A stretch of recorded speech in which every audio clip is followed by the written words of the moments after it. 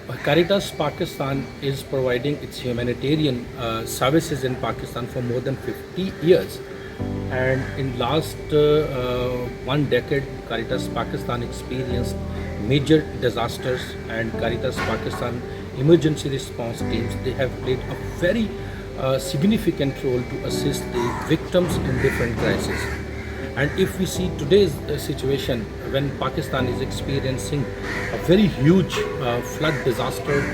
throughout the country, and if we calculate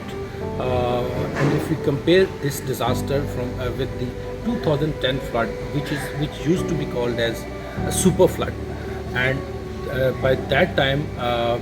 Caritas Pakistan had played a very huge contribution throughout the country through its diocesan office for the assistance of the flood victims through emergency relief phase, and then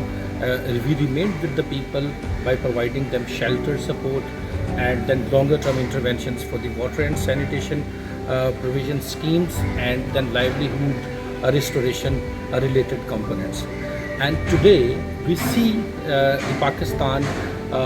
almost 116 districts of Pakistan, they have been badly affected by the flood and heavy rains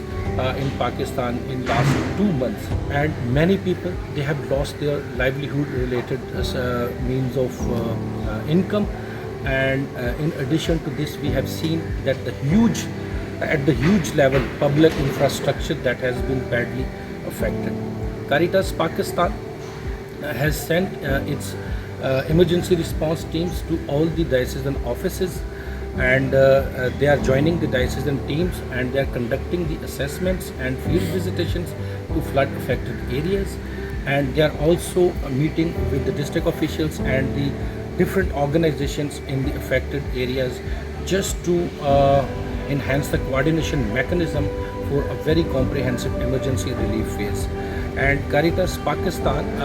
was already doing, since we started making our response from July 2022